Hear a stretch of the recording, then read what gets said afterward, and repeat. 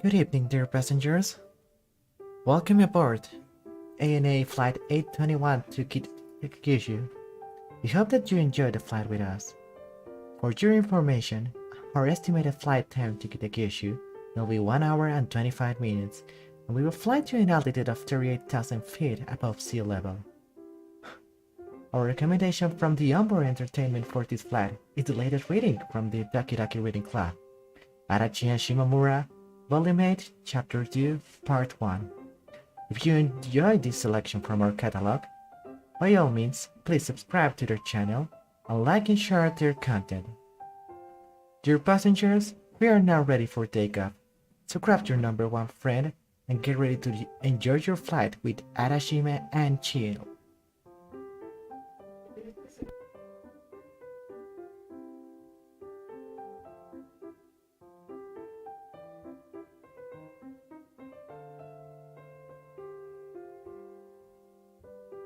Chapter 2. Our First Journey. The first person I came across as I returned home was Yashiro, tottering down the hallway.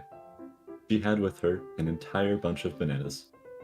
I have to say, their bright and cheerful color scheme matched quite well with the girl's own characteristic glow. Yesterday, it had been black beans. Today, it was bananas. She always was eating something, wasn't she? Right as our eyes met, the girl turned around and ran off. Why was that? Feeling a bit curious, I took my shoes off and chased after her. A few moments later, I had already caught her by the back of her neck. Apparently, she hadn't been trying to get away from me in any serious capacity. Yeah? Why are we running? No reason. Figures. Had it been someone else, they might have been avoiding me, but as far as Yashiro was concerned, that didn't seem to be a concept that existed in her world. Her feet dangling in the air, she then began peeling one of those bananas. There was something about seeing her tiny hands move that really reminded me of my sister back when she'd been small. She'd been so much more willing to accept things back then, compared to how she was now. And so had I. Would she too eventually grow up to be like I was now? That was very much possible. Are those what? Your snacks? Hey, from my lunch. The girl mumbled back, her cheeks now bulging with fruit. While it was definitely far too late for lunch, she didn't seem to mind that at all. No, she just looked happy in the most innocent way possible. I could see her cheeks swell ever further with every bite she took. They were jiggling back and forth, and so were her lips. I kind of felt like if I were to leave her on her own, she'd end up eating even those skins. Bananas are delicious. I am aware. Oh, well, in any case, here, have fun. Having said that, the girl plucked off a single piece of fruit and handed it to me. I took it and turned it around, and immediately I noticed that it still had the price tag on. It was the same type they used at the local supermarket. All in all, there was nothing that differentiated these from the ones we had lying around. Thinking about that some more, I quickly realized that earlier, while Yashiro had been running, she'd been heading towards the kitchen. Well, whatever. I went ahead and peeled the banana she'd given me. Is Shou not coming home? I thought she was already here. The group of elementary schoolers I had spotted on my way home had led me to believe that she'd come with them. Taking Yashiro with me, I headed to the living room. There, I sat down with her by my side. We both then proceeded to eat our bananas. The sweetness of the fruit, only amplified by the fact that I'd eaten nothing since lunch, quickly filled my mouth, causing both my cheeks and throat alike to tingle. As for Yashiro, she'd already finished hers and was currently on banana number 2. Her mannerisms really were like those of a young child. She held no true connection to either me nor my family, and yet Here she was. It was kind of strange thinking about it that way. I went ahead and touched her feet, the soles of them to be specific. They were soft, like those of a baby. Her sides, her cheeks, and those too felt the same when poked. She was so soft, so sleek, almost as if time itself had no effect on her. In addition to that, she was also very cold. Touching her was like touching a manifestation of morning dew.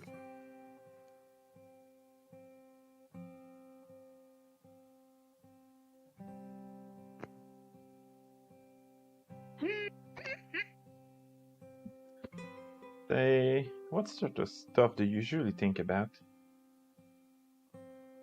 Her curious appearance really did make me wonder what went on in her head. Food! I think how nice it would be if I had lots of food to eat. I wish I could be as happy as you are, I added as I rustled her hair. This caused glowy particles to scatter everywhere around us.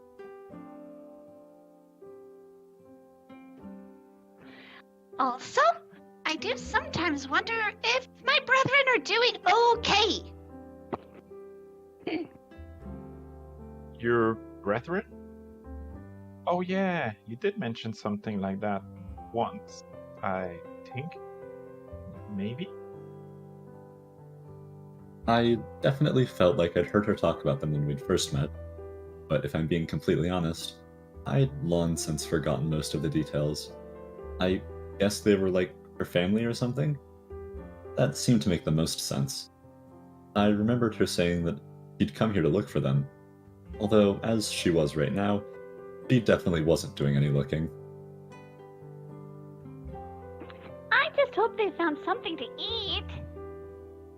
The girl stated while going through her second banana. She didn't sound particularly concerned. The one thing I managed to gather from all of this was that she didn't appear to live with her family. Where did she live then? I had no idea.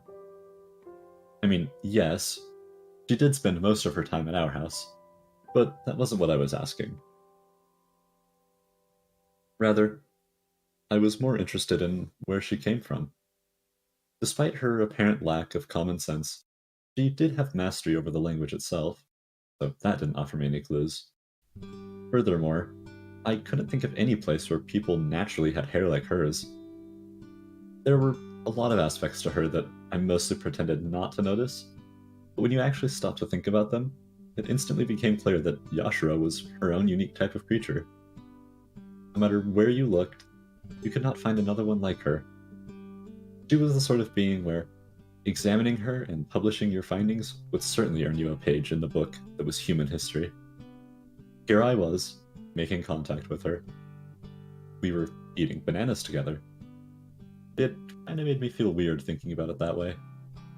That said, even if on a logical level I knew that I should find it weird having her around, I really didn't.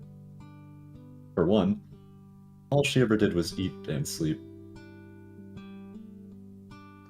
A few moments passed, after which I heard some sounds coming from the entrance hall. I could tell right away that it was my sister who'd come home.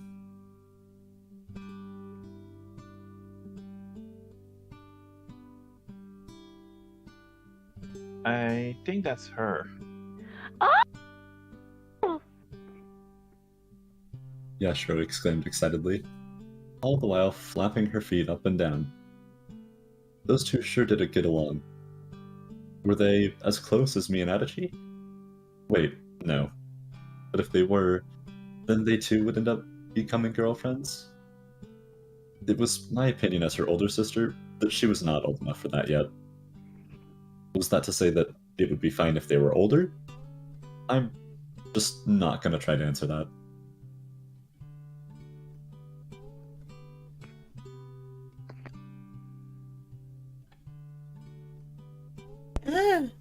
See, and Dachi. Weighed down by her backpack, my sister entered the living room with us. This prompted Yashiro to immediately leave up, and with a half-eaten banana in her hand, she ran up to the girl. The two then smashed together. It appeared that that was how they chose to greet one another. Ah! Here you go, Shou! A banana!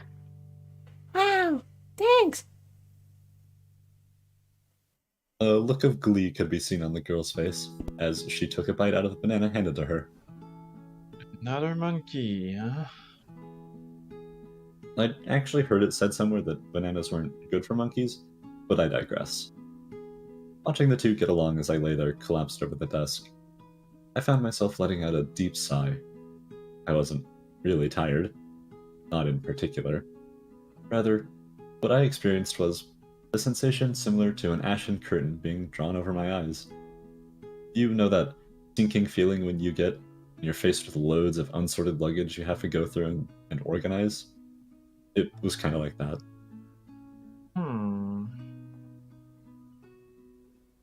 That was just a random example I'd come up with, but thinking about it some more, it was honestly pretty accurate. Our second year in high school, October, after school, Monday, Adachi. Things really were piling up. Apparently, October was peak school trip season for second year high school students. Loads of schools organized theirs to be exactly this time of year. That was something I'd once heard somewhere. Where? I couldn't tell you. Whatever the case, it didn't seem that our school was an exception. Our destination was the same as it had been last year, that being the city of Kitakyushu. In addition to that, it was also possible to travel overseas at a different date, albeit in that case, you had to pay the extra expenses out of your own pocket. There were lots of countries with schools cooperating with ours to choose from, like Thailand, Australia, and America, to name a few. But if I'm being honest with you, I didn't really feel like going to any of them. Adachi and Shimamura, USA was not something that would be happening anytime soon. My English grades already made sure of that. I could feel the warm, humid air carrying with it the remnants of summer blow past me as I sat there in the classroom, surrounded by other students, all of us waiting for the day to come to an end. While not my favorite time of the year by any stretch, I still very much preferred it to what was about to come. That being winter. Simply thinking about the months of unpleasant chilliness I'd have to suffer through kinda made me feel melancholic. Truly, winter was the worst. My body got stiff. I became even more tired than I was usually. And to make it even more unbearable, simply lying about for just a few moments would dry my skin and make me feel like it was about to peel off. Had I not had a certain someone to hold my hand and keep me warm that way, I might actually have just ended up freezing. My mind wandered to Gon as I thought about the coming winter. He was still alive. He still existed in the same world as I did. That knowledge alone allowed me to keep my heart open, to avoid falling into the bleak pit that was loneliness. I closed my eyes and let the wave of emotion that came pass over me. Meanwhile, on the other side of my eyelids, it had come time for the groups that would be used during the school trip to be decided. Apparently, we'd be forming groups of 5. I opened my eyes, only to catch sight of Adachi leaping out of her seat. Practically running, she then made her way over to me. This definitely caused her to stand out a little.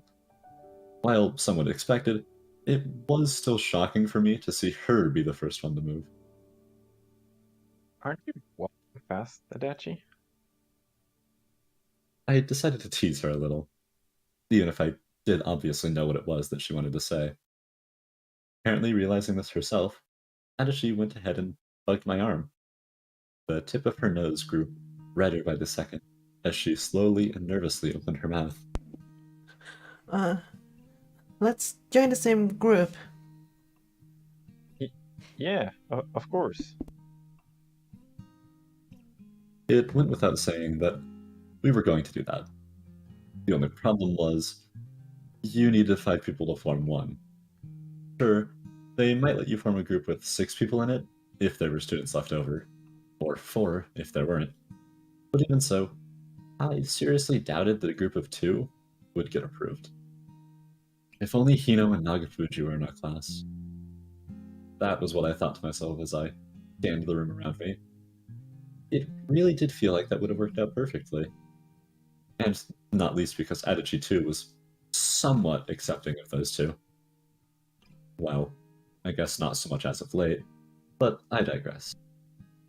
Speaking of Adachi, she appeared to be paying little mind to the problem at hand, choosing instead to focus all of her attention on me. Was she perhaps that relieved knowing that we'd be in the same group?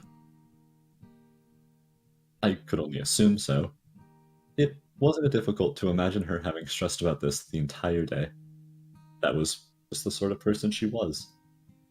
Should I perhaps let her know that she'd left her mouth slightly open? Hey, Shimamura. Have you two found a group yet? That voice belonged to Onchinkan? Wait, no. It was something else. It was, right. Sancho, Delos, and Pancho. Well, I guess those weren't their real names. Just the ones I'd come up with. Whatever the case, there were 3 of them, and they appeared to be asking us to join their group. Were they doing so because they wanted to, or because they felt like they had to? If I had to guess, I would pick the latter. Though we had talked quite at the beginning of our second year, at some point, we'd kind of just stopped. Mostly because of Adachi. Is it okay if we join yours?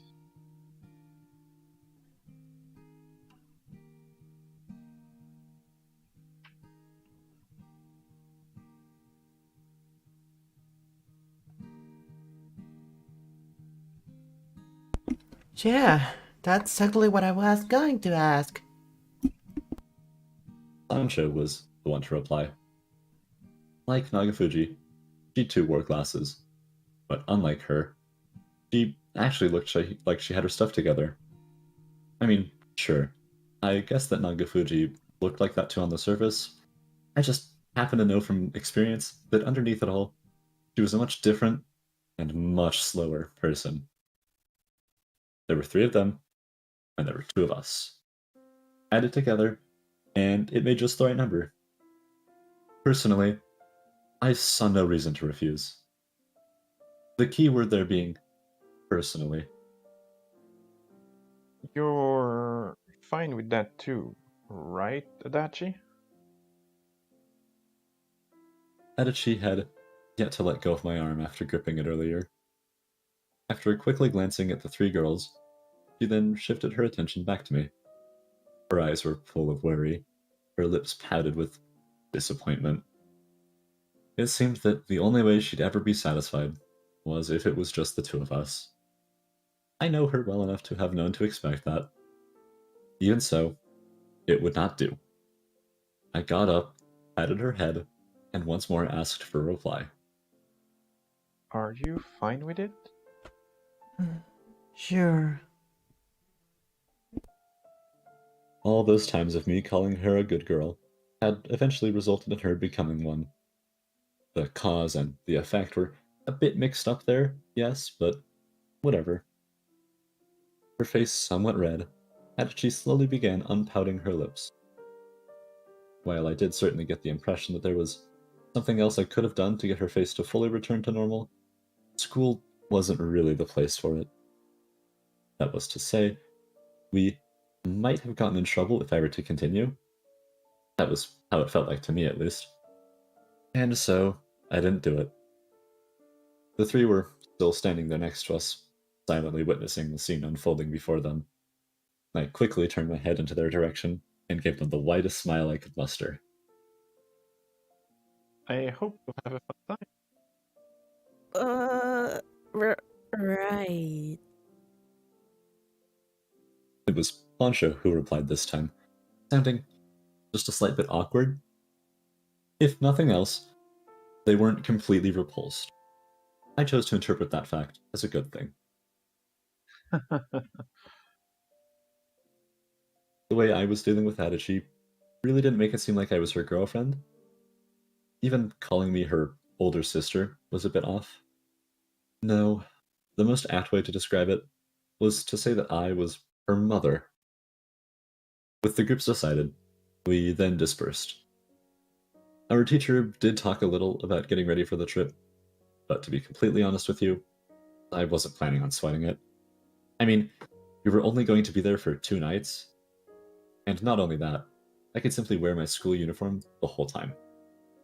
How things went, that didn't really matter to me. I'd simply leave it all to chance and let the flow carry me with it.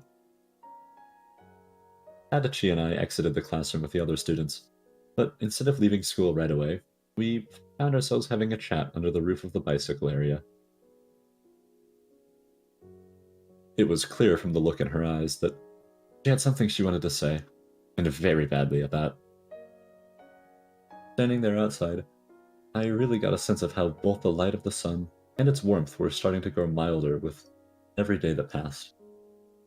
No longer did it feel like my hair has been glued onto my forehead. Rather, it was actually comfortable for once. Through my skin, I experienced the change of seasons and days alike.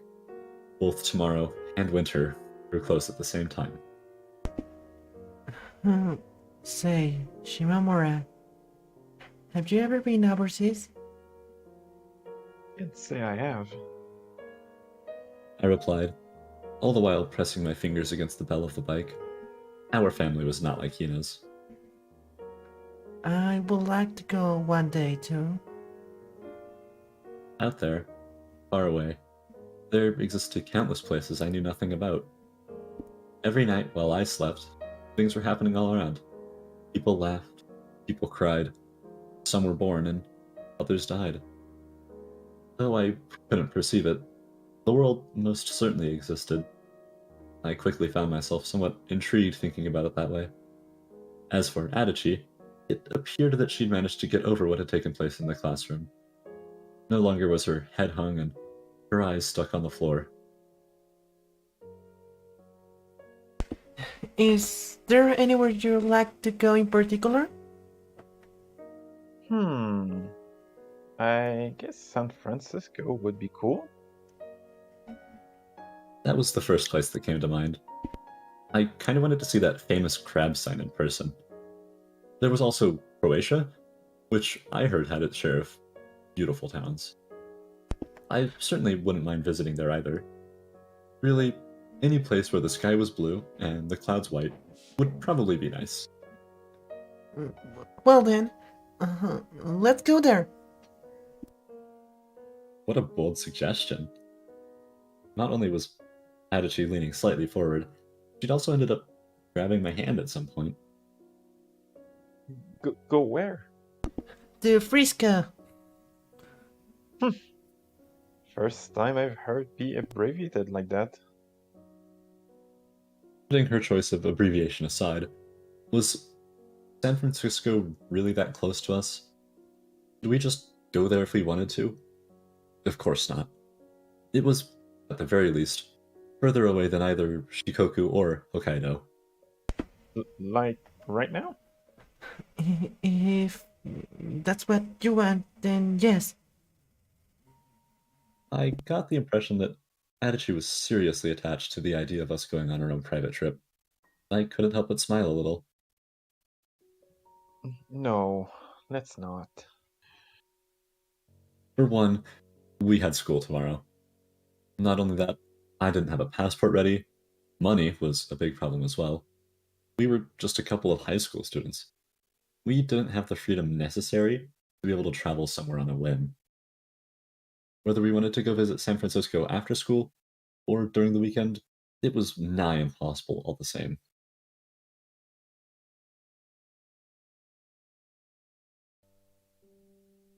However, what about in 10 years from now? Would it be possible then? Perhaps. 10 years from now, huh? Would we still be together, Adachi and I? Adachi probably wouldn't be against it, but what about me? I wasn't quite sure, and it was that lack of knowledge that brought me worry. How philosophical of me. I guess that things that didn't add up were mostly that. Philosophy. Shimamura, Adachi's voice brought me back to my senses. It seemed that I'd been spacing out. I waved my hand at her and told her that it was nothing, only for her to start squirming in place. This lasted for a little while, till she slowly opened her mouth. you shouldn't space out like that when we're talking. It's not polite. The way she spoke there was extremely strange. It was as if her voice had started losing its vigor halfway through, culminating in it just kinda fizzling out by the end.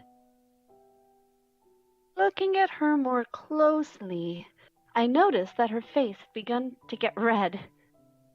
She almost looked like one of those paper lamps. Little by little, that redness spread across her entire face until soon it had gotten to a point where it seriously felt like if I were to pinch her cheeks, some of the color might rub off. I do like that part of you, Adachi. It's always so funny to see. Huh? What part? What do you mean? The part where you're desperately trying to make a joke. You look totally adorable. Even there, in the slight dimness of the indoors, I could see her cheeks growing ever more red as I pointed this out to her. She truly was easy to read. Every part of her was. So straightforward and to the point, not bent or curved in the slightest. I'm not being desperate about it, though. Oh, you aren't? Well then, let's hear it. I'm waiting. I laughed. This was met by Adachi letting out a groan. It was as if she'd gone too far and now realized that she had nowhere to retreat. The way she did that, it too was quite adorable.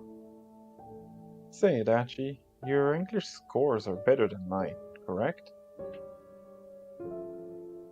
Then again, it was true that she had me beat in the majority of subjects. Good going, Adachi. Or maybe I should say, bad going me. Maybe, but I still think you're the smarter one. She mumbled, all the while moving her eyes around in a very restless manner. No, that's not true. Grinning, I gave her shoulder a tap. Doing so caused me to first-hand experience the difference in height between us. I'll leave all the English speaking to you. Sure, I'll do my best. Whereas I'd been joking, it seemed that Adachi was taking this quite seriously. Hmm? You're not going to suggest that we study together? Oh, right. Yeah, that sounds better. Having said that, Adachi gave my hand, which she was still holding, a pull. It was as if she was saying that we should go study right now.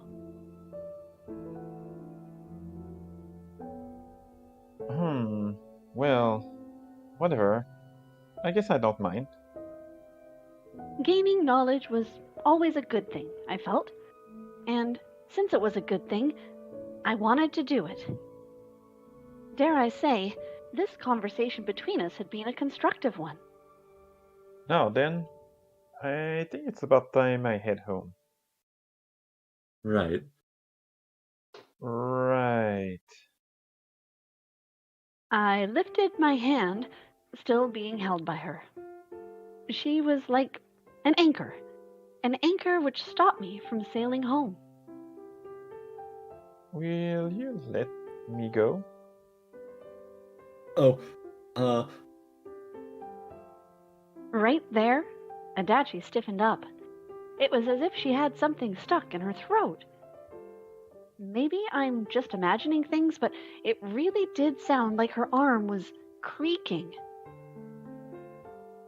Her forehead grew wrinkly and her hands shivered. What on earth was going on? Puzzled, I tilted my head slightly to the side, only for her to start, one by one, pulling her fingers free, using her other hand. I quickly grew a bit flustered. It didn't seem that she was joking. Are your fingers stuck or something? Seems so. The tone of her reply didn't exactly make it sound like she was apologizing. Rather, it was as if she was merely stating her observations out loud. You could even see a hint of a smile on her face if you looked closely enough. All in all, there was nothing about her appearance which gave me the impression that she was bothered by the situation in the slightest. There were people around us, naturally, as school had just come to an end, and yet Adachi didn't seem to pay any mind to them. In some way, I too felt like I was used to this. Anyway, after a few moments, she was finally able to free her hand. Well then. Now able to do so, I waved her goodbye and began walking away. Adachi waved back at me, followed by something I'd not been expecting. Good. Goodbye. Oh? This sudden English greeting caught me completely off guard. Adachi appeared to share at least some of my shock as she quickly turned around and started running away with her bike. I couldn't help but let out a short giggle. Abu Naisute, I think? Something like that? I too decided to spout some English at her, although realistically she probably couldn't hear me. A high-speed English conversation. That's what we'd had. Truly, how ambitious. Nothing worth mentioning really happened after that as I made my way home. I found myself having gotten just a bit worn out after the whole thing with deciding the groups. If this really was what we were going to be doing for the trip, then it wasn't difficult for me to imagine Adachi grabbing my hand and pulling me somewhere with her, causing us both to get lost. Would it be necessary for me to make sure that one of the other three was constantly standing between us as we walked around town? Perhaps. Adachi had more or less made me her messenger boy, so there was also that. I didn't want to think that this was a giant bother. I really didn't. And yet it was true that it was just like her. And also just like her, I also wasn't the greatest at paying attention to the needs of those around me. While I did understand that it was difficult to get along with everyone, I still couldn't help but wish that Adachi would have been even just a little bit more cooperative. Then again, I suppose the fact that she wasn't was part of her charm. What made her interesting? Her true nature. Anyhow, I got along with Adachi, and that was what mattered. That was all that mattered. Also, I wasn't her messenger boy. I was her messenger girl. A trivial detail, sure, but I thought I might as well correct it. I could feel the world around me waver as I lay there collapsed over the table. If I had nothing to do, then I might as well go to sleep. That was what I thought.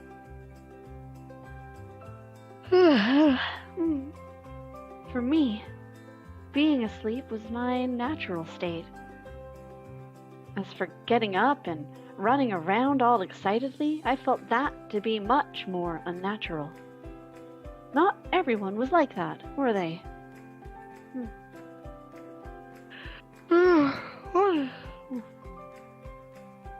Little by little, both my eyes and my mind began closing.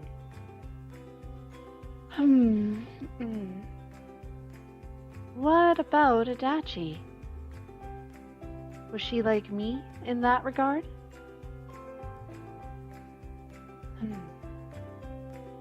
Before long, I once again found my mind having wandered to her. The more I thought about her, the clearer it became to me that she truly did love me. Let's say that there existed a switch that would make Adachi and I the only two people on the planet and would also provide us with food and all other necessities we needed to live. If given the choice, I got the feeling that Adachi would likely press it. While she couldn't live by herself, as long as I was there with her, she'd probably be able to overcome any hurdle. That, in itself, was a sign of great strength. It really was. As for me, I didn't think that I'd have much trouble living all alone. On the contrary, there only being the two of us, that, for some reason, felt very difficult to me. I'd survive, sure, but would it really feel like I was really living? Probably not. That was all to say, I needed people, and not just 3 or 4 or 5, but a whole lot of them. If a switch really did exist to make humankind go extinct, then I doubt I'd be able to press it. Those thoughts were what passed through my mind as I idly stared at my sister and Yashiro munching bananas. A shadow of blue was coming my way from the darkness. Who was it? I wondered. I didn't feel afraid. There was no sense of hostility to the shadow. It simply continued squirming about. I was just about to focus my eyes to see who it was when, all of a sudden, the shadow vanished. The orderly yet slightly sharp noise that appeared in its place caused me to lift my shoulders and my eyebrows. My body felt both warm and heavy all at the same time, almost as if I'd finished drinking a glass of tepid water. The sensation was similar to waking up after a short nap, when you were unable to tell whether what you were seeing was dream or reality. Similarly, my throat too felt like a great amount of warmth had just passed through it.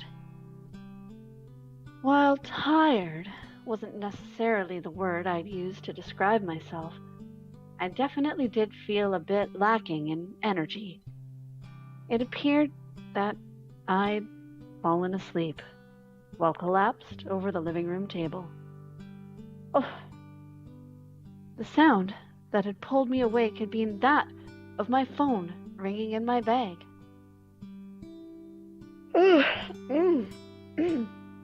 Who could it be? I stretched out my body and reached for the bag. After a few failed attempts and a lot of pain to my abdominal muscles, I finally managed to grab the thing. Turning the bag around, I then pulled it open. The image that came to my mind was that of an otter plushie holding a seashell. Though I distinctly remembered my parents buying me one of those at an aquarium we'd visited once, it was nowhere to be found in my room. Where could it have gone? I kind of wanted to look for it now. Oh, but before that, I should check my phone.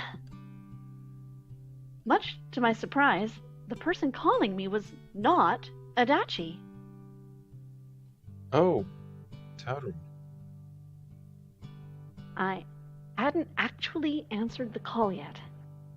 It took me about 5 seconds to do so as my legs kept shaking about, almost like those of a bug that had been turned upside down. It was as if a part of me was trying to run away. When I actually did do it, I could hear Tarumi's voice right away. Yo, Oh. She started with a yo pretty often, didn't she? I suppose that fit her personality better than the common hello or how are you did. Well, not that I knew anyone who'd actually say how are you on the phone. Hino was the closest one, what with her being a proper young lady and all, but even she usually went with stuff like sup brah or whatever. been doing well? Well, I was just taking a nap, but yeah. I could hear Tarumi let out a short laugh. You don't like sleeping, don't you, Shima? Maybe. Well, actually, I think it's more that I just happen to randomly fall asleep all the time. How mysterious, I added as a joke, only for Tarumi to state the following. Ain't there nothing wrong with that? Oh, you think so? Somehow, I couldn't shake the feeling that she, and everyone else, was being way too sweet to me. The fact that it happens naturally is what I think. Think is important? Right? Something like that. Maybe. What a surprisingly earnest opinion coming from her. While she did waver a little expressing herself, there was certainly truth to her sentiment. Part of me also felt like she was referring to something else entirely. Sorry, my vocabulary isn't broad enough. No, I don't mind. I'd gotten the gist of it, and that was what mattered. Had she made an effort to be considerably clearer than she had been, there was a real chance she would have ended up simply exaggerating matters. I was personally of the opinion that emotions ought to be shaped like circles, not like rectangles. Speaking of which, my class is about to go on a school trip in a few days. Oh, really? Mine is, too. You too, Shima? Huh? Where are you guys going? Tokyo. Oh, really? Are you now? I asked back, putting on my best Tokyo accent. Yeah, but not where they speak like that. Tarumi replied, her too attempting a similar accent. I couldn't help but feel like we were both a little off. What about you, Shima? Kita Kyushu. That's in Fukuoka, right? Yep. We'll also be visiting Nagasaki and I think Kumamoto? Yeah, that sounds about right. I had to think back to the schedule guidebook we'd been given at school. According to it, one of our nights would also be spent at an onsen.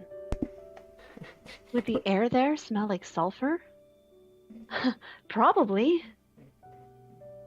Will you be taking an airplane there? Seems so. I'll pray that you don't crash. Thanks. Having stated a quick prayer, Tarumi fell silent. This silence lasted for a few moments till it was broken by her.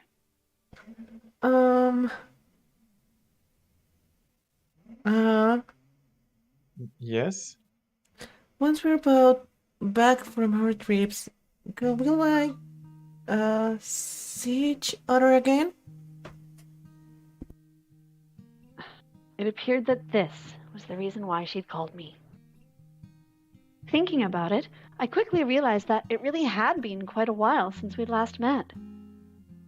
I was about to say something, tell her that I couldn't. Cheating wasn't a good thing to do, after all. However, right as that thought passed through my mind, I felt someone pull on my sleeve.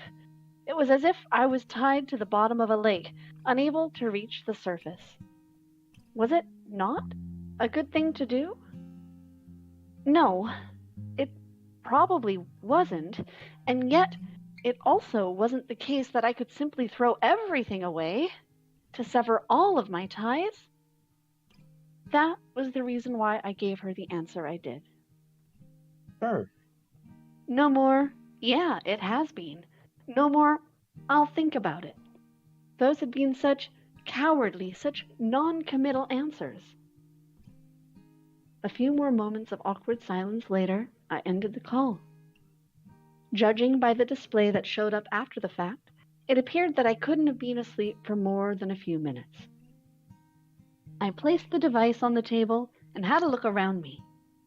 The first person I came across was Yashiro, currently watching TV on her stomach, the majority of her tiny body buried under the yellow cushions.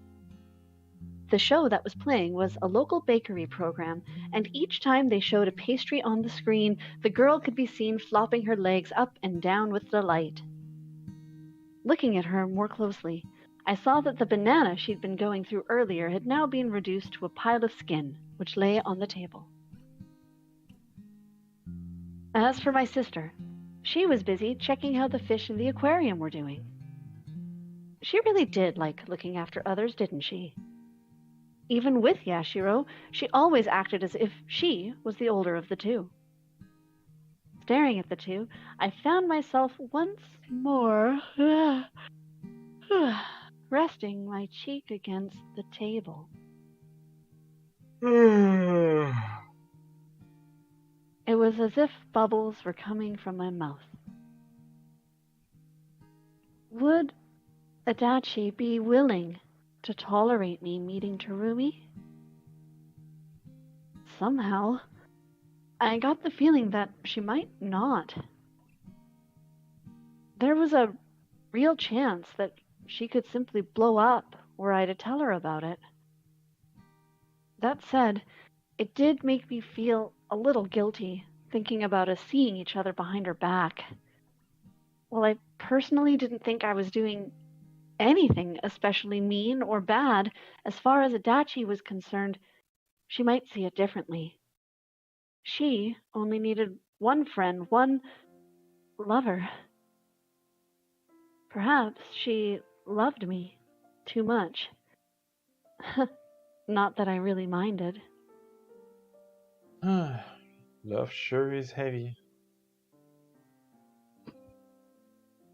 Adachi's love truly was an anchor that bound me into the sea that was her. Between requesting people to give you what you did not possess and demanding them, too, to have what you already did, which was the right thing to do? Which one was more sincere, more pure, more normal? Were Tarumi and I going to end up having another falling out? Perhaps. While we had managed to climb over one massive hurdle, more of them just kept popping up.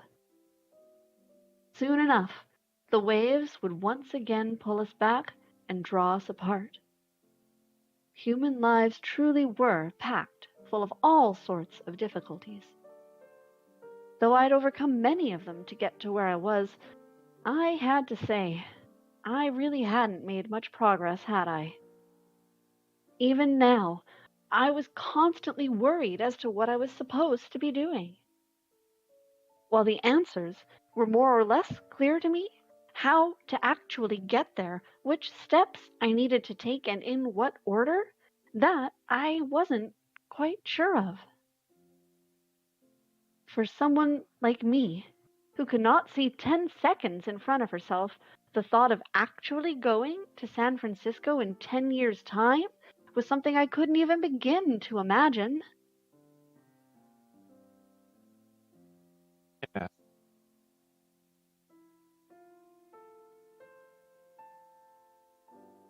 I needed a lot more practice myself before I could begin speaking of Adachi.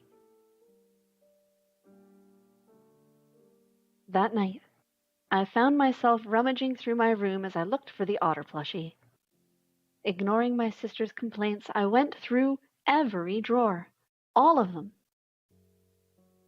I never was able to find the plushie.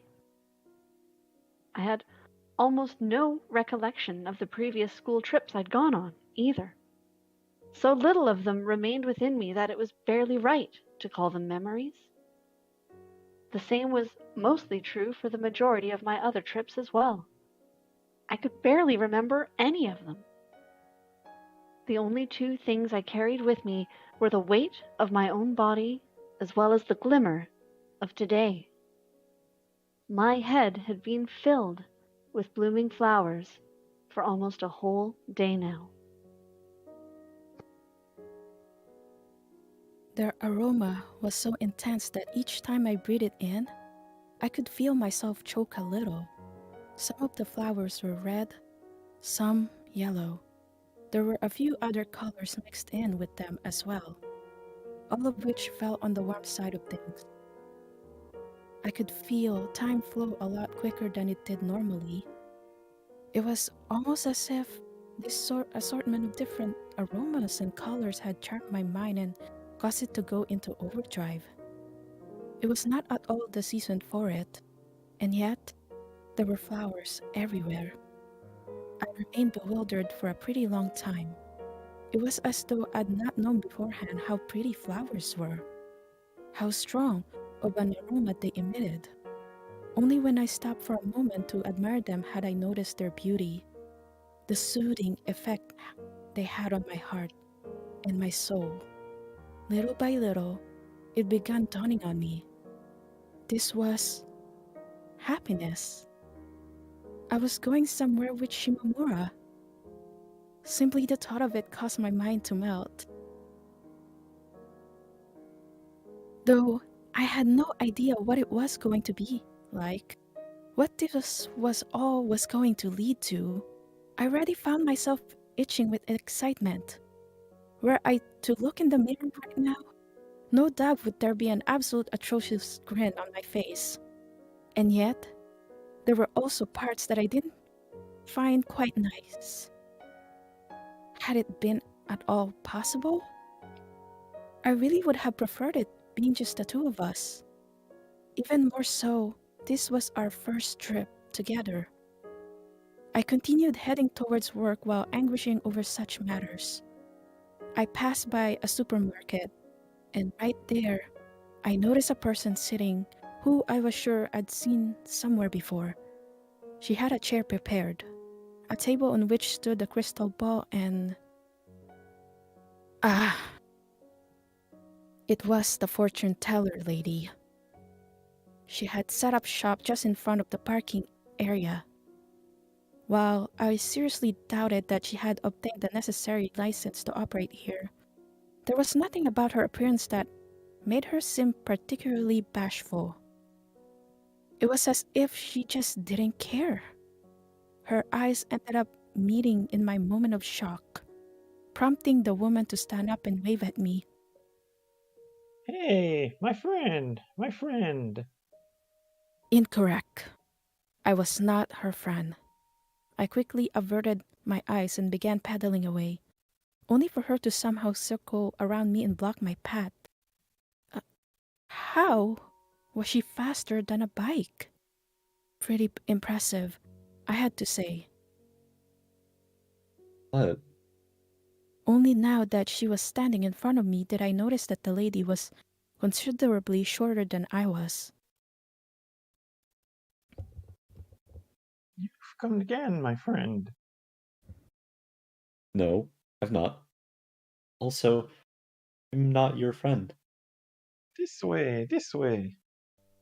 Completely ignoring what I was trying to tell her, she dragged me by the arm and made me sit in front of the desk she'd set up. I really considered using the fact that I had to go to work as an excuse to get away, even if in reality I still had plenty of time left. However, the woman just kept babbling on, and I got the feeling that if I were to force her to stop, she'd demand that I pay her or something. There was all to say. I had no choice but to sit through it. Though the location was different from before, she still had all the ornaments she'd had previously, including the same old crystal ball. Would operating a food stall or something not be a more enjoyable way of making money? I suppose not. Now then, Having now sat back down, the woman began running her hands against the crystal ball's surface. have things been going well with your girlfriend? Straight to the point, just like the previous time. Uh, g- Girlfriend. She just said it like it was nothing. My legs were left wiggling about nervously underneath the chair. Well, certainly a bit embarrassing. There was something about her using that term that also made me feel very much satisfied. That's Shim- that's what Shimamura was. Oh, my girlfriend. The soft autumn wind continued tickling my cheeks.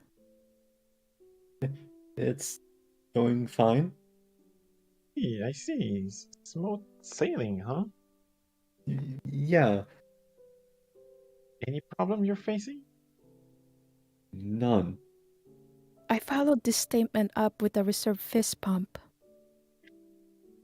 Any dissatisfaction then? Anything at all? The woman just wouldn't give up. It was as if she was attempting to dig below the surface. I'm gonna end up more worried if you keep asking. Hooray! People being worried is what gets me customers. Now, that was a form of business I wasn't a fan of. Then again, I guess that was just her in general. Or maybe not. I wouldn't go as far as to say that I dislike her. For how cheerful her voice and mannerisms were, the expression she had on her face remained mostly the same. Are you absolutely certain that there's nothing on your mind that is giving you trouble? Nothing at all. It seemed that she wasn't going to be taking no for an answer. If I wanted to leave, I'd have to say yes. That was the impression I got. Truly, what a bothersome person to have gotten to know. I ended up telling her the first thing that sort of resembled a problem that came to mind. Um, hmm. Well, I guess we are leaving on a school trip pretty soon. Oh, really now? I do like the sound of that. The lady proceeded to roll up her sleeve. It was as if she was saying, "Finally." Can you use your abilities or whatever and tell me how I could prepare? Of course. Just leave it to me.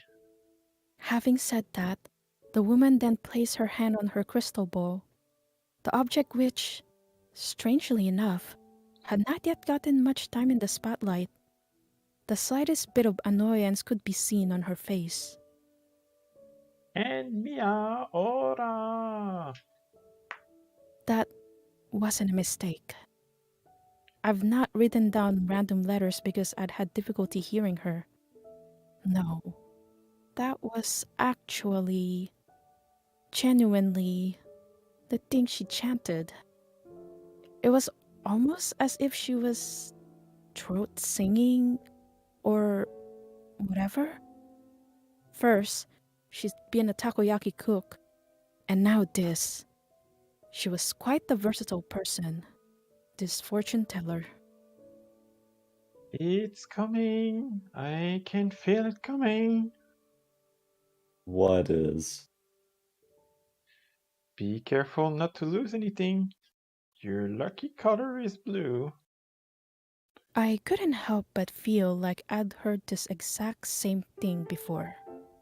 Alright, that will be 3,000 yen. The woman stated, all the while holding out her hand towards me. That's expensive. Comes with quality service. I mean, it's more expensive than before. That'd be because I gave you a first time discount. I don't have my wallet with me. Well, in that case, I'll start calling you Sasai-san from now on. Sure. I don't really care. If it meant that I didn't have to give her any money, then honestly, that was a pretty cheap price to pay. At any rate, I hope you enjoy yourself out there. Right. Oh, but since it's a school trip, it won't be just us. There's going to be a lot more people. I really wish there weren't. It was far too late to be worrying about that, and yet I couldn't help but to do so. Can't you simply go somewhere alone at a later date? Well, yeah, but this is our first trip together. I wanted it to be with her alone. That definitely would have been preferable to there being other people around. And not just any people, but those from our school. It just seemed like the sort of environment where it would be totally impossible for me to concentrate on anything. Why was this a bad thing? Because I knew it totally messed up my memories with her. My recollections of our time spent together. I always tended to remember things most clearly when they happened for the first time. The impression left by the initial experience would forever be burned into my mind. Again and again, bearing its influence on you. Overriding it with something else was no simple task. You needed both a lot of time as well as experience to do so. This was all to say, the first time mattered. For me, that ought to be with Shimamura. That was the way I saw it. I see. The woman nodded her head. She then turned away to mumble something to herself. What a troublesome girl you are. While I couldn't hear exactly what she said, I somehow got the feeling that she was bad-mouthing me. Well then, how about you go somewhere with her before the school trip? Wouldn't that work? The way she said this almost made it sound like she was getting annoyed at me. Oh. Though a very simple suggestion at its core, it still managed to have a profound impact on me. This did not last for long, however, as soon my mind was taken over by feelings of dejection. Well, earlier I did try suggesting that to her. I said we should go somewhere, but she turned me down. And how did you make this suggestion? I said, let's go there right now. And she turned you down, did she? The woman proceeded to close her eyes. A deep sigh left her mouth, followed by a smile forming on her face. Of course, that's going to happen if you ask someone out on a weekday. I suggest you try again on Saturday. It's important to stay attentive to the need of others, you see? Oh. She was completely right. I'd been so busy that I had forgotten we had school.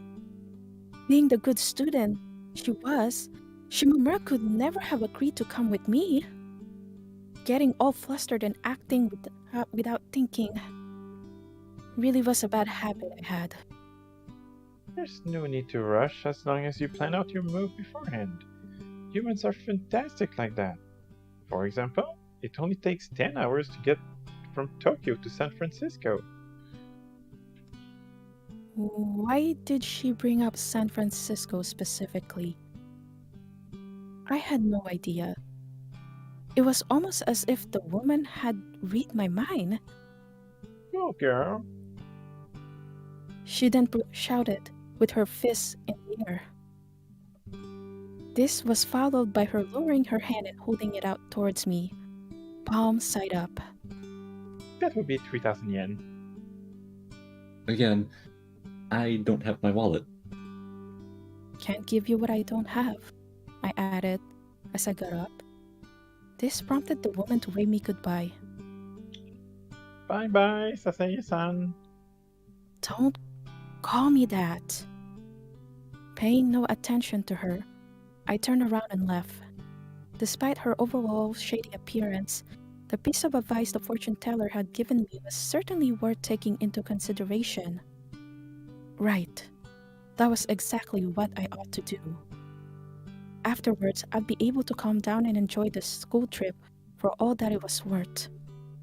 I proceeded to give this plan a few satisfied nods as I sat there on top of my bed. Now then, should I ask her right this instant? Or perhaps a bit later? With my hand hovering over my phone, I considered my options. Shimamura wasn't going to think that it was a bother, was she? Well, I asked that, but considering the sheer amount of time it would take me to fully explain the situation, and why I needed to, go somewhere with her this weekend, I got the feeling that she definitely would. I had to keep it short. But in that case, what would I tell her if she asked why? What sort of an excuse would I give her? I could feel my mind growing increasingly scrambled. First things first, I needed to calm down and collect my thoughts. That said, thinking about it, I never was able to stay calm around her. Was I? There had been a particular moment in time, a boundary, so to speak, after which that had simply become my life. A good way to symbolize it, I thought, was to say that flowers had begun to bloom in my heart. In the end, I found myself having sent her a mindless text. Can we talk on the phone? Maybe I should have asked her over the text. Maybe that would have been easier. Sadly, I only thought about that after the fact. At the same time, I did want to hear Shimamura's voice. And so, I suppose it wasn't the worst thing in the world. A few moments passed, after which I received a reply, not in the form of a text, but by Shimamura calling me. I wasted no time picking it up. Yes? What is it? She greeted me the same way she always did. Instantly, I could feel myself relaxing.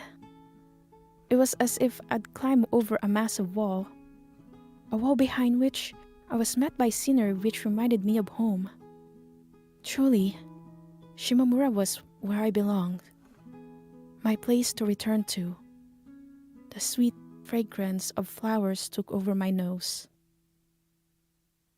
So, I was thinking, Go ahead.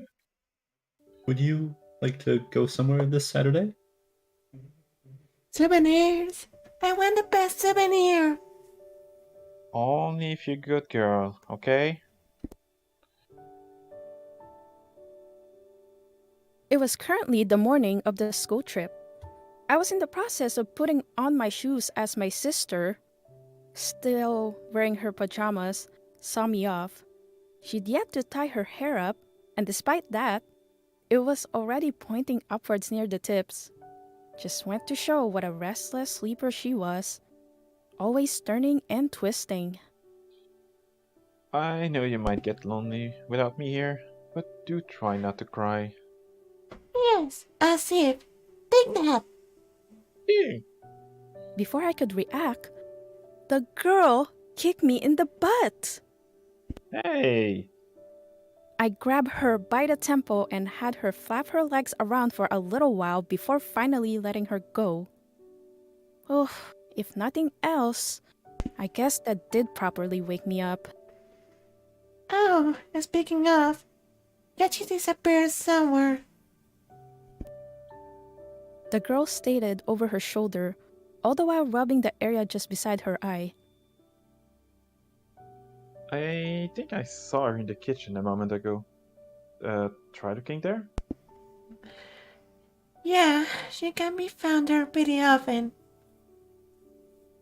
That, That's that's what happens when you feed someone so carelessly.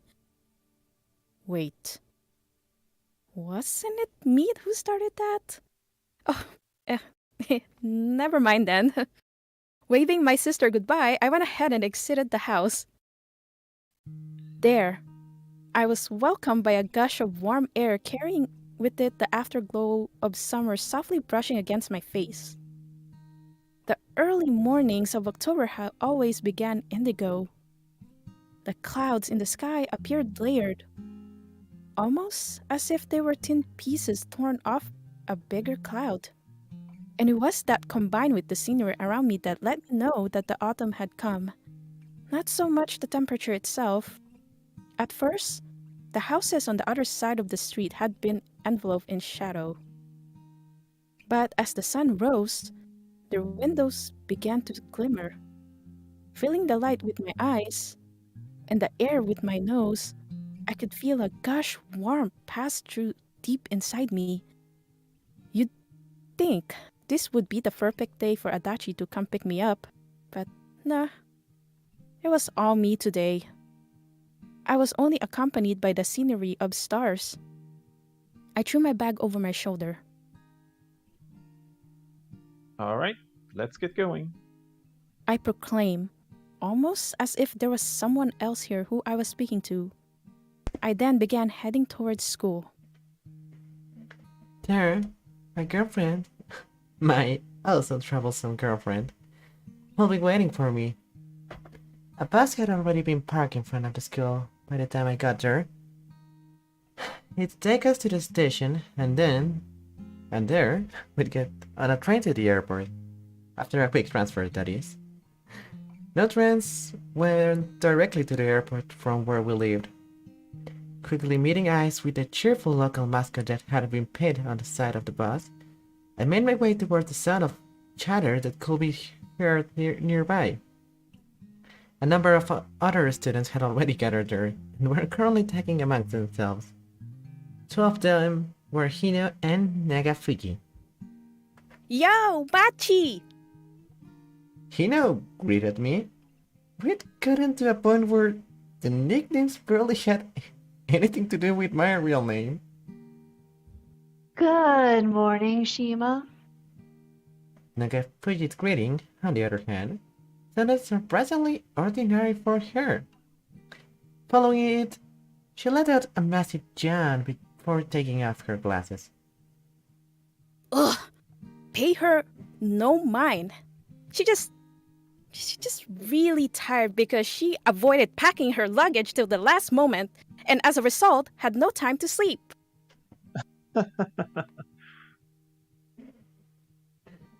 I laughed, but really, I was in no position to talk. The only reason I wasn't late is because I was sleeping over at your house. It was Nagafuji who laughed after tea. Sounding oddly proud of herself, Hino proceeded to stare at her with her eyes narrowed. Yeah! Without asking me first! You just showed up! And is there a problem? Many. She stated bluntly, explaining herself in favor of simply waving her hand in the air. A questioning look remained on Nagafuji's face. I had to say, I did kinda understood where Hino was coming from. There was a certain way my mom acted whenever Adachi came over, and I had to assume it was the same with her. Switching topics, you sure have a lot of luggage with you, Shima. Did you get particularly fired up while packing? This time, she added an extra Shima there. Not really. I was just going through stuff to see what I needed, and before I knew it, I... Ah! That cheese! Here! Hino swiftly cut in. I turned around to look in the direction she was pointing, and sure enough, Adachi's backpack could be seen there. It went without saying, but she was alone. There was no one else near her. Thanks. Talk to you later! Shima shima shima! That's enough of them already. Seriously. Thanking Hino one more time, I left the two up and began heading towards Adachi. Behind me, I could hear Nagafuji still continuing to question Hino as to what shit meant. I drew close to her, though she'd clearly noticed me. She did not come rushing to me with a smile on her face. You see, we'd had some... how to put it? Friction of sorts happen between us. Just a few days ago, Adachi called me and suggested that we go somewhere with just the two of us before the school trip. Why had she done that? What was going through her mind? I couldn't tell. Regardless, I'd of course said no, and as you could tell by the way she was now pouting, she'd not taking to it well. Her train of thought was often impossible for anyone but her to make sense of, and this time was no exception. Morning. Pretending like none of that ever happened, I went ahead and greeted her. Adachi responded by tensing up her shoulders slightly. It appeared that she was still very much in a bad mood. I couldn't help but smile a little. Truly, what a troublesome child she was. She reminded me of my sister whenever she got in a bad mood. Although, if she was anything like that girl, then the matter will simply take care of itself given some time. A few moments later, the teacher called to us and we got on the bus. We were clumped with the rest of our group, but other than that, we were more or less free to sit wherever we wanted. And as such, Adachi and I naturally ended up side by side. Our seats just so happened to be positioned such that we were sitting right above one of the tires. The bus got moving, and quickly, I took a glance at the people sitting on the opposite side of the middle corridor. They weren't paying attention to us, were they? No, not really. Still facing forward, I went ahead and wrapped my hand around Adachi's. I assure you, it was not my intention to brush her tie the way I did. It just happened. A total accident. I could feel Adachi's palm clench a little. Enjoying this sensation, I started following to her with a smile on my face. Let's enjoy this, okay? It's not every day that we get to travel somewhere. We were still high school students, after all. Not only that, it was going to be our final school trip. There will not be another one. Among the endless days of nothing happening, this experience could very well prove to be something unforgettable. Despite looking like she was holding her breath, Adachi did eventually grasp my hand back.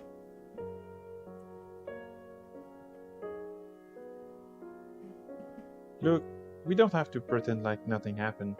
All I'm asking is that we put it on the shelf for now. Once the trip is over, you can pout and mope and demand at me all you want. Will you be able to do that?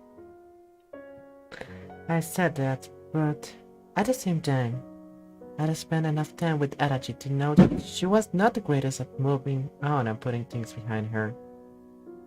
Neither of us was. If not, then I'll keep smiling at you till you brighten up. Yep, that's what I'll do. That seemed to me like the line of attack that would work best on Adachi.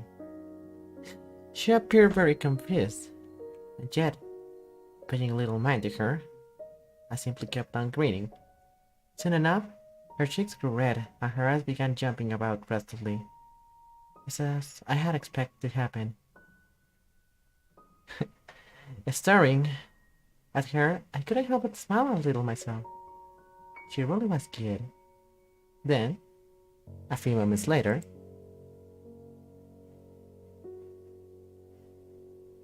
Sorry.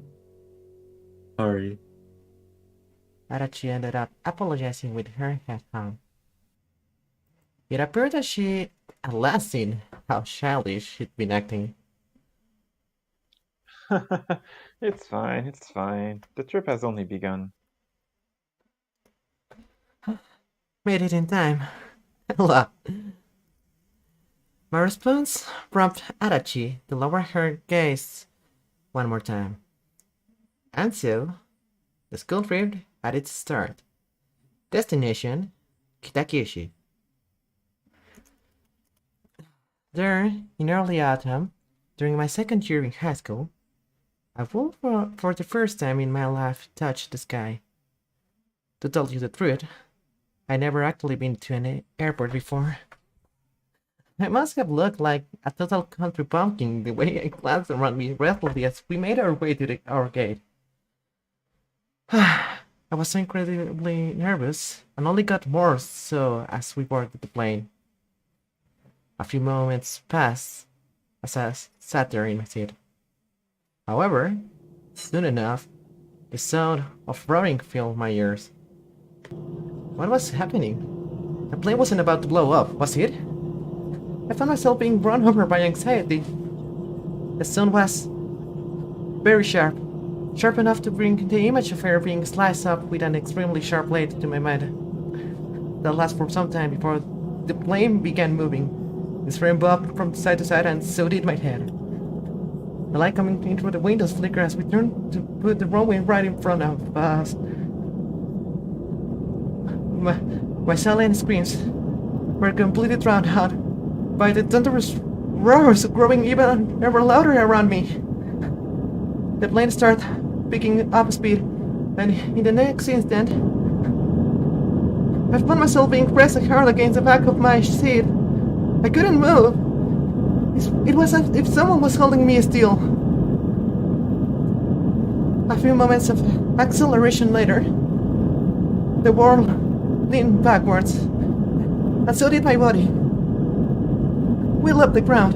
I was sitting still in a comfortable seat, but at the same time, I was also soaring through space. The situation was such that I couldn't help but clench my teeth together. The scenery outside appeared landed. It was almost as if the plane was going up an invisible ramp. My legs flopped back and forth below my seat. The plane was flying. It really was. Somehow, it had overcome gravity and broken itself free from these chains. But as my hands were about to start getting sweaty, an announcement played telling us that everything was going smoothly. Was it really so? Clyde Cressy's voice. I once again found myself glancing around me. The constant, loud sound wouldn't give me peace. There was barely enough room for me to breathe, much less so to move around. And those were just the start. I could have easily list a dozen more examples of things that made this situation an extremely uncomfortable one. I continued weakening about as all of a sudden, and she grasped my hand. It was the exact same situation as in the bus, except this time, our positions were reversed. That, and whereas I turned it slowly and stealthily, she showed no such hesitation. What is something worth the difference in the way we thought about things could be seen? I suppose so. If I'm being honest, it felt kinda strange, although not necessarily in a bad way. I was more impressed than anything. Furthermore, I also had to wonder, just what could she tell by the sweat covering my hands? A lot of stuff, probably. I wanted to say something. I was going to, and yet, looking at Adachi, seeing how innocently she was, enjoying us holding hands, I was left with the impression that it was everything that she wanted. Though her eyes were pointed away from me, I could tell that she wasn't smiling. I went ahead and closed my mouth before any words could come out. I corrected my posture. I shifted my gaze forward. This time, what filled my ears were not the sounds of the airplane, but that of my heart pounding. There in the sky far away, with held hands. This sensation that rushed through me as I thought about that was truly a wonderful one. Almost ticklish. As we approach our estimated time of arrival, suddenly the streets and mountains of Kitakyushu grew visible. I once again found myself feeling a bit anxious, though thankfully, the plane did manage to land without any issues. The first thing I noticed as we got off and entered the airport was that everything sounded super loud for some reason. Felt like gravity pulled me down also caused me to experience a slight nausea. Really, flying was not an easy thing to do on our planet. I couldn't help but admire birds. How did they do it? We began making our way through the airport alongside the rest of our group. As we were walking, my ears unclogged themselves. This gave room for yet more noise to rush to fill them. The students directly in front of us were especially loud and certainly made me dizzy listening to them chatter. It felt way more fluffy and floaty when I was flying in my dream. Hmm? No, nothing. I've been quite careless letting my guard down like that. Knowing Adachi, she was the type of person who could and very much will pick up even on the faintest matter. Wait, I'd been careless? So, in other words, I shouldn't relax and feel at ease when I was talking with my girlfriend? Well, that certainly didn't sound right. At the same time, there was a part of me that wanted to appear cool in front of her. I wanted her to give me her affection. And to achieve that goal, I had no choice but to stay alert. I could feel my shoulders grow stiffer the more I thought about it. Truly, love was not easy. It took us some time to get to the lobby downstairs. There, we were once again divided into groups and told to wait for further instructions. A few students who needed to go use the bathroom left their stuff with their friends and ran off. Our class appeared not to be the only one heading to Kitakyushu. Off in the distance, I could see a different group of students from another school, their uniforms green. There was actually an agricultural high school in our area where the students wore green uniforms. Although, from what I can remember, those were a bit darker in their tone. I once again found myself restlessly glancing around. Everything here more or less looked and smelled like what I was used to, which was kinda strange when you consider just how far from my usual milieu, with geographically speaking. The only language I could hear be spoken was Japanese. I did feel a bit warm, sure, but that was only because there was so many people around. Looking outside, the weather actually appeared quite pleasant. I thought that traveling would mean that things being at least somewhat different, but no. Everything appeared the same for the most part. I couldn't help but feel a bit disappointed. Are you okay, Adachi? Do you need to use the bathroom? I'm good. She nodded. Then after, a frown appeared on her face. Why are you treating me like a kid? Oh? Sorry, I didn't mean to. I replied, all the while adjusting my back. Squish! What? That sound came from inside the bag. In an instant, my back was covered in a layer of cold sweat. Shimamura? I went ahead and jumped in place a few times. I'd had my doubts, but this proved it.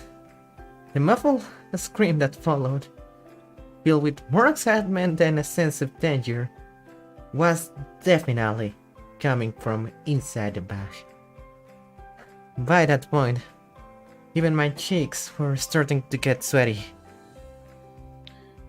Sorry, could you give me a second?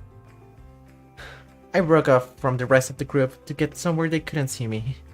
However, doing so, I quickly noticed that I was being followed.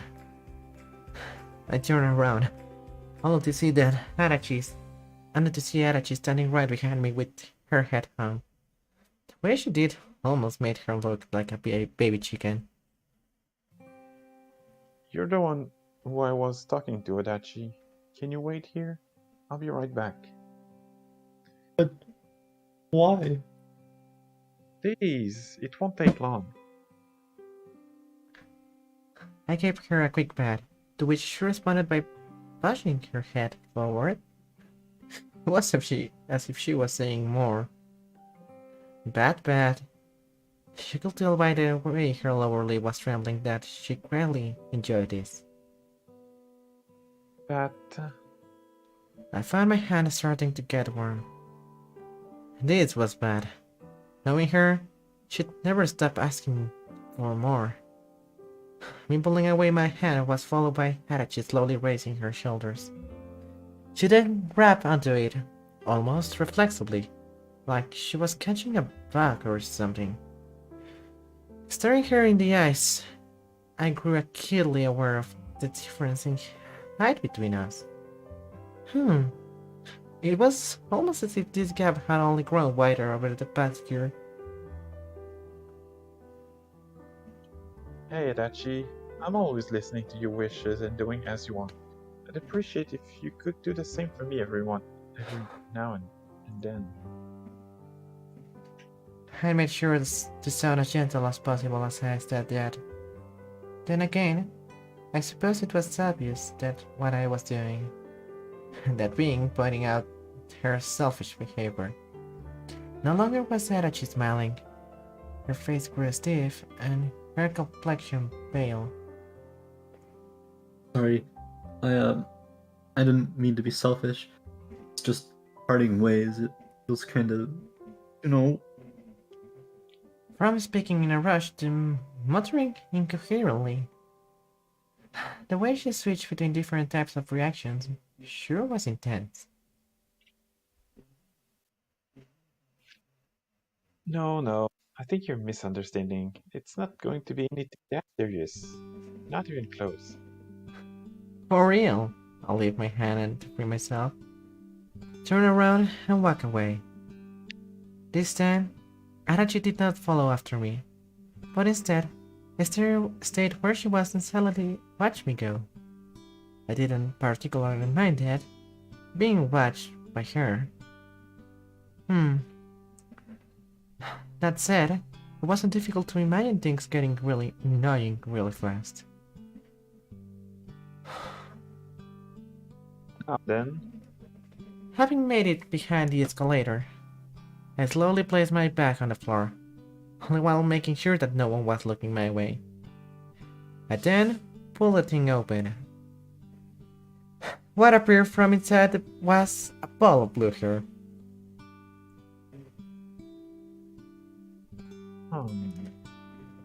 It was as if I was staring at an animal that had popped its head out from its den. Good morning! Whereas a part of me couldn't believe that this was real. Another one had almost been expecting it. I could feel my mind being torn into two directions. By these contradictory thoughts flowing through me, like the grains of sand dancing in the wind.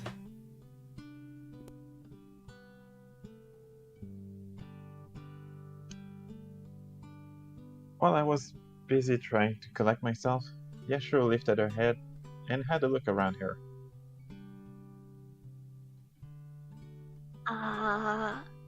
Where are we? I left my mouth. She was the one asking question here. About 1,000,000 of those I would have liked to ask her first. We're at the airport. Another airport, that is. Not the one where we live. I see. No, she didn't. It was obvious from the way she was nodding her head that she had no idea what I was talking about. Anyway, first thing first. What were you doing inside my bag? Was that really the right thing to start off with?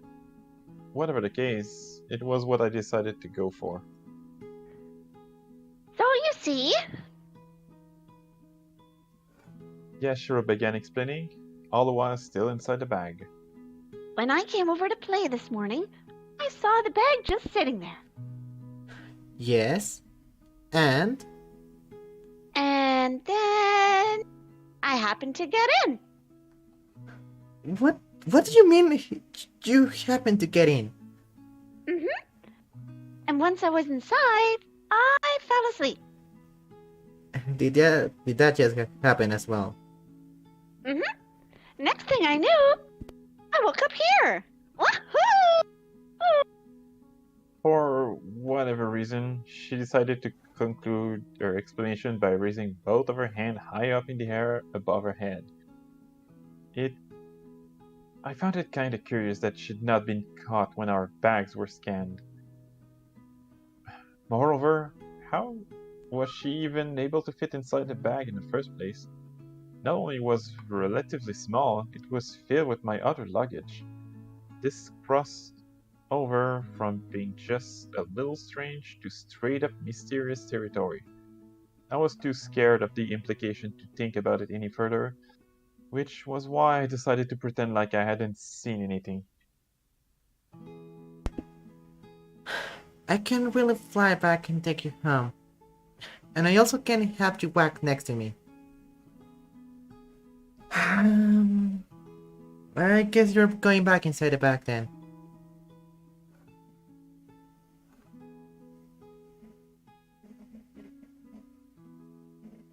Oh, sure thing.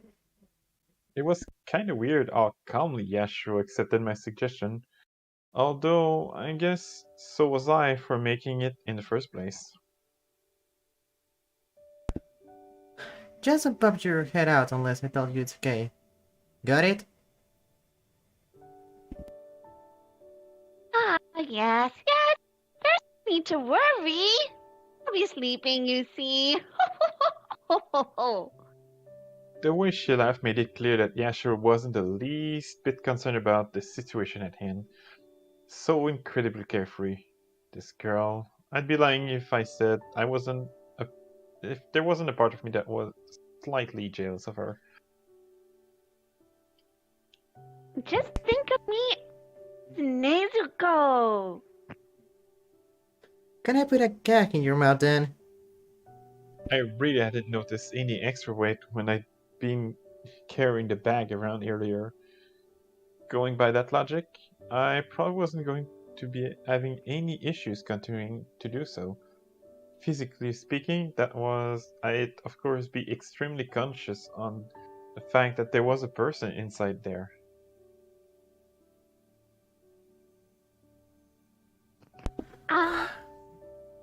What about food and stuff? Are you okay in that department? I had to ask to make sure. Were she to shrivel up and waste away while I wasn't looking, that'd be really bad. I'll be fine. Well, that's good. Although, I would appreciate it if you could get me some fruit. Yeah, I'll keep that in mind. For someone to find her? Would they think I was a child kidnapper or some sort? Probably. Worse than that, I seriously doubted that I know how to talk myself out of this situation. Sorry about that. Didn't think it'd take that long. My return was met by Adachi immediately running up to me. It was as if I was a magnet that only affected her. Following her were the other members of our group. Well, I call us a group, but we were really 3 people and then 2 more. It was mostly Adachi's doing that such a barrier had formed between us. While I did feel a bit guilty at thinking about how they'd gone out of their way to invite us, given the relationship at play here, the outcome was mostly expected. Truly, things could not have gone any less smoothly. Then again, looking at it from Adachi's point of view, I suppose this was exactly what she'd wanted. I couldn't help but let out a long sigh. I know I already mentioned this before, but looking around the airport, it kind of didn't feel I'd ever left home. Just like it had back there, the slightly thick hair carrying with it just a hint of warmth continued drying up my nose. I wonder, were we currently overseas? If would the townscape combined with the temperature cause me to feel like I was somewhere new, somewhere fresh, or would it simply be more of the same? Hino had already experienced that sensation, hadn't she? Yes, she had. We'd lived the same number of years, spent the same amount of time in this world, and yet the gap in our experience was massive. Well, I say that, but the few things I had experienced were quite precious to me, and not something I'd ever be willing to exchange away. I continued chewing through those thoughts as we exited the airport. The sun was shining down at me at a faint angle, and I have to say, by no means did I dislike the sensation. For whatever reason, sunlight always brought with it the feeling that something was about to begin. Anyway, we eventually got on the bus and drove quite a distance from the airport. I ended up dozing off more than a handful of time, viewing the scenery through the window, and as a result, what I remember of the drive were only bits and pieces. If there was going to be one thing where buses beat airplane hand over fist, it was that sleeping on them was considerably easier. Having woken up, I slowly turned my head around, only to see Adachi staring at her phone with her back hunched. Curious as to what had her so enthralled, I went ahead and quickly sneaked a peek at the device, only to see myself being displayed on the screen. There I was, resting against the window on the bus, my eyes closed shut, Adachi had taken a picture of my face while I was sleeping, and selected it as her phone standby image. My immediate reaction was to smile. Truly, how utterly defenseless I looked. It was my own face, yes, but while I was awake, there was no way I could ever act with this little regard to the world around me. Also, I have to say, I was quite glad to find that no drool had been dripping out down my cheek. Apparently, I had a tendency to do that. That was Mom always said, at least. Honey, it's not often to get to see what you look like at least. This statement of mine caught Adachi completely by surprise and prompted her to jump in her seat. Flustered, she proceeded to shift her attention toward me, causing her hair to wave as she rotated her head with great speed. Her behavior, combined with the drops of sweat that had already formed on her forehead, made it trivial to just how shaken she was. Taking pictures of me without my permission. Are you, Sakura? When did I say it was okay for you to use my likeness? I decided to add as a joke, still a bit confused as to what exactly was going on. Adachi quickly turned her head to the side, away from me. This caused her this heavy hair to slam against her nose and cheek. And if I had to guess, it probably hurt more than just a little. It was kind of fun staring at her panic. I continued doing it for a while until at last Adachi gave up and hung her head. Sorry. No, it's fine. I don't really care. I was more curious than anything. Was my face as I slapped really adorable enough to be used as a standby image? Well, I guess it was for her. Say, when you took the photo, what were you thinking about it? She must have thought of something of it to want to preserve it. As to what that something was, that's what I wanted to know. It was also the impression I got based off her reaction to my question. Really, considering how reluctant she had appeared to give me an answer, I couldn't help but wonder if she had perhaps been thinking of something embarrassing, something she'd prefer me not to hear. This only made me more curious. I turned around and had a glance outside the window. I'd really like her to answer before the bus got to its destination. There, with her fist clenched above her knee, Adachi whispered the following. I thought you were really pretty. It wasn't only her lips that trembled as she spoke. The tip of her hair did as well. She was quite dexterous to be able to do that. Really? Me? Adachi replied rapidly, nodding her head up and down. That's not something I hear often. Cute, on the other hand, that had been called plenty of time by Tarumi. Tarumi, I found myself thinking about her. She'd gone out of her way to come back into my life, and yet our relationship was quickly crumbling away like it had once before. The whole matter put my heart in such disarray that all I wanted to do was close my eye and not think about it. I think that's a good thing. Adachi muttered quietly.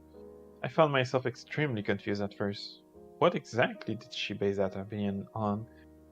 While obviously I couldn't see into her mind, thinking about it some more, I did quickly figure out what she probably had meant. What part of it? She was happy that people weren't complimenting me.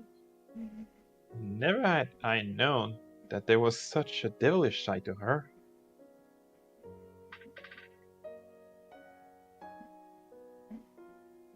I thought people might have been approaching you all the time. She continued, her head hung and her eyes blurry. Right, that was exactly what I thought. Wait, but didn't it mean that I wasn't pretty after all? How horrible! Oh, but you are pretty. I really mean it. I think people not saying it to you is, how to put it, inconsiderate or something. Not in a bad way, but Yes, it's fine. You don't need to shower me with compliments. Personally, I was of the opinion that Adachi was the pretty one out of us two. At the same time, for someone to say that to her, someone who wasn't me, I kinda doubt that it'd make her the least bit happy. What if that someone was me? Well, in that case, she'd probably blush super hard. Yeah, she really was in love with me. Speaking of blushing, I could feel my own cheek getting just a bit warm as I thought about that. She was in love with me, and it was that love which had led her to taking a picture of me. A picture, huh? Hmm. I want to take a picture of you two. Did you go to sleep for a second? What? Despite appearing incredibly taken aback by my wholly unreasonable request, Adachi quickly closed her eye. I hadn't been fully serious, and yet she'd done it anyway. What an obedient girl she was. A few wrinkles soon appeared in her brow, implying that she was pressing her eye closed as tightly as she possibly could. I wonder, in her mind, was she yelling at herself to fall asleep? Probably, if that actually worked. I'd be pretty impressed.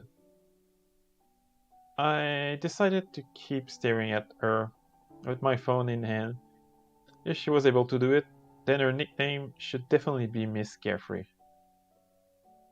A few moments passed, after which Adachi lifted her hair and opened her eye.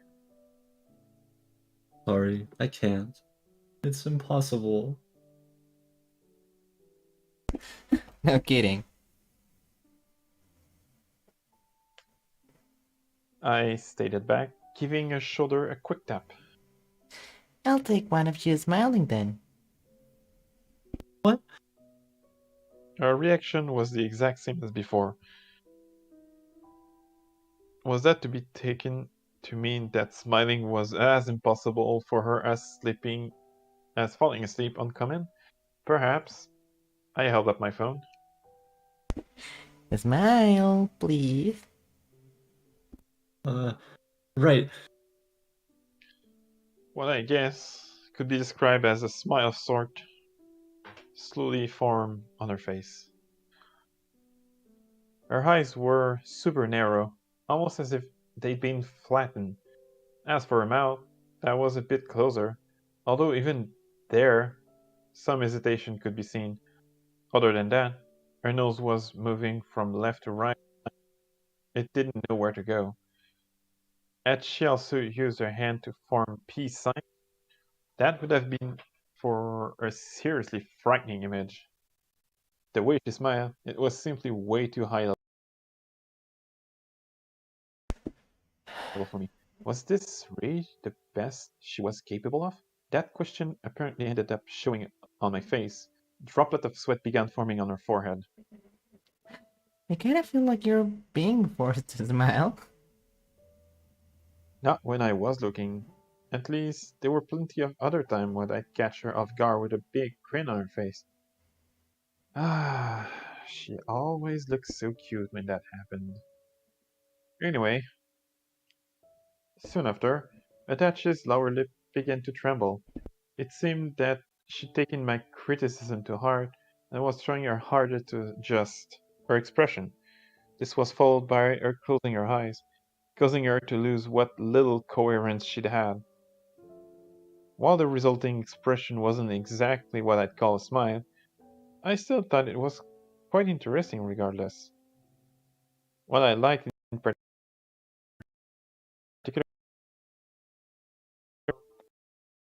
and her chin were pointed upward, almost as if they were facing the future. I went ahead and took a photo.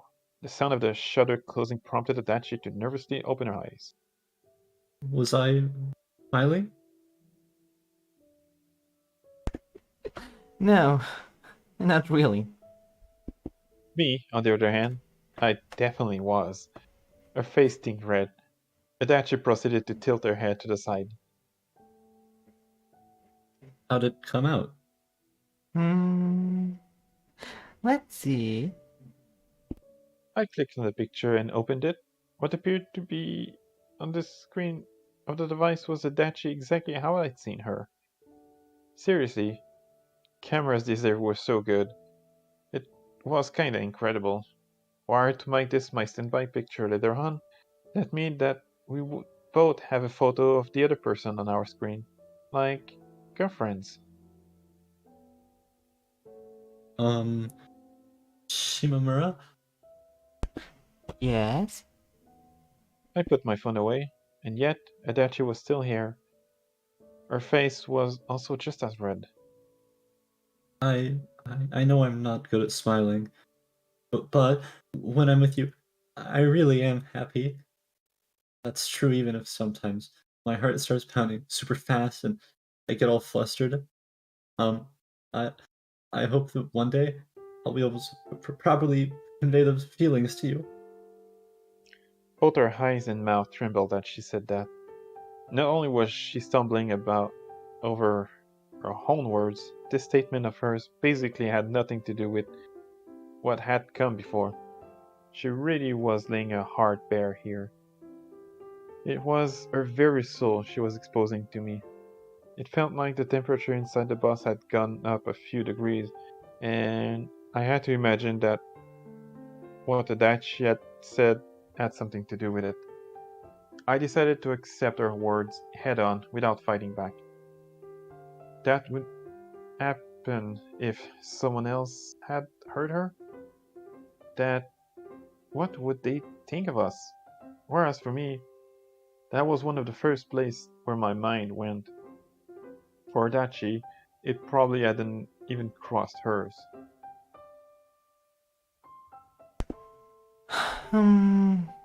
Thanks. I could feel a faint blush appearing on my face. In the same way, Adachi's cheeks were too bright red and showed no sign of returning to normal. It'd probably be a lot easier and more enjoyable were I to follow her example and close my eyes to certain things. A lot of things. Had I ever before stood on top of the ocean? Not as far as I could remember. The sensation on my body began shaking around as I closed my eye while resting against the ferry's handrail was a very intense one. It really did feel like I was moving alongside the wave.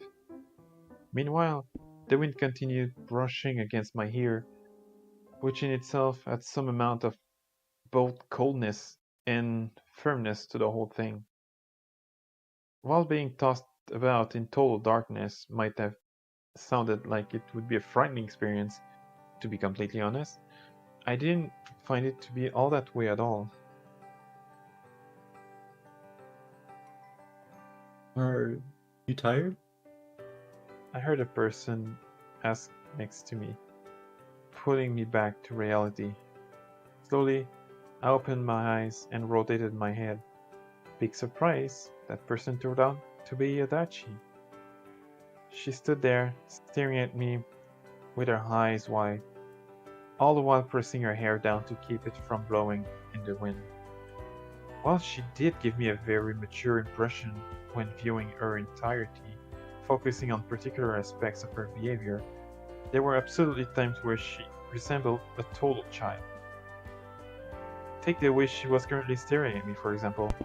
I could definitely feel a bit of my little sister in it. You don't find this view stunning, Adachi? Like this, I added while spreading my arms wide. What was I trying to convey to her? I didn't really know myself. I was more just saying stuff at random.